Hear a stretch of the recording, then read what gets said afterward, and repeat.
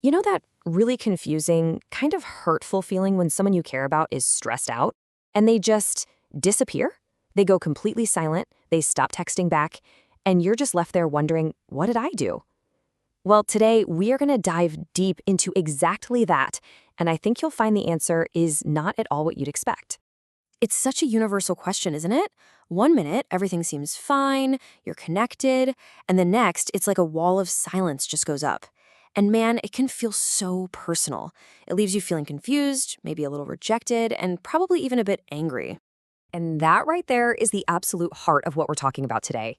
It is totally natural to think their silence is some kind of message aimed directly at you. But here's the big question. What if we've been reading this signal completely wrong? What if their retreat has zero to do with us and absolutely everything to do with their own internal need to survive? All right, so here's our roadmap to figure this all out. We're going to walk through 5 key ideas. We'll start with what this vanishing act looks like from the outside. Then we're going to completely flip our perspective. We'll get into the root cause, look at the actual biology behind it, and finally, talk about why this understanding is such a game changer for our relationships. Okay, first up, the vanishing act.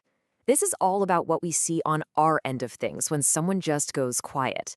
And our first instinct, our gut reaction, is almost always based on fear.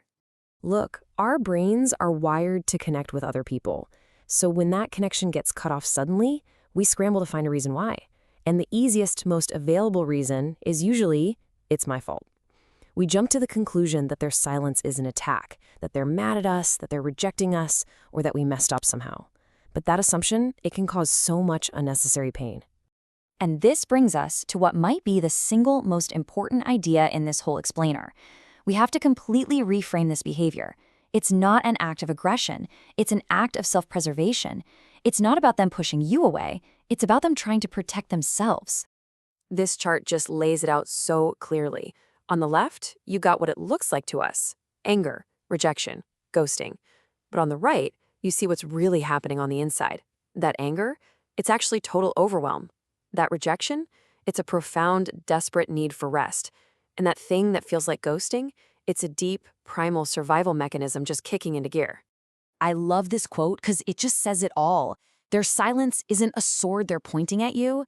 It's a shield they're holding up. Why? To protect themselves from this massive storm that's raging inside them. They're not fighting you, they're just trying to keep from drowning. Okay, so what is this internal storm we're talking about? Well, a huge part of it has a name: social burnout. This is the condition that so often triggers that instinct to pull up the drawbridge and go completely silent. Let's really break that down. This is so much more than just feeling a little peopled out. We're talking about a bone-deep exhaustion, both emotionally and physically. It happens when you're just way overstimulated, and the body's response is to basically shut down all non-essential systems. And yeah, that includes socializing, just to save what little energy it has left. And this takes us even deeper, because this isn't just about a feeling or a mood. This retreat is a hardwired biological process.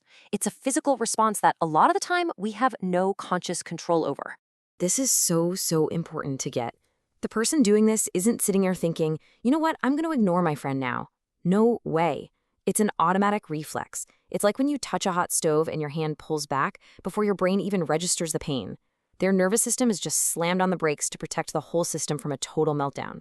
You can actually see the chain reaction here. Step 1, a trigger. The brain senses way too much stress. Step 2, shutdown. The nervous system hits the freeze button to save energy. Step 3, instinct. That ancient primal part of the brain says, find a safe, quiet place. Isolate.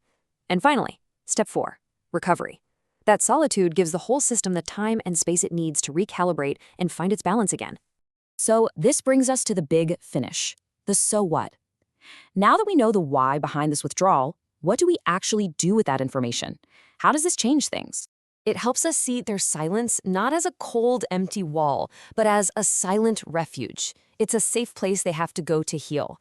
When someone goes there, they aren't locking you out on purpose. They're just stepping into a quiet room to catch their breath so they have the strength to come back out and engage with the world. And you, again. So if we boil it all down, what do we really need to remember? First, this whole thing is about regulation, not rejection. Second, their silence is a sign of their internal battery level, not a report card on your relationship. This means that the best way to respond is always with empathy, never with pressure.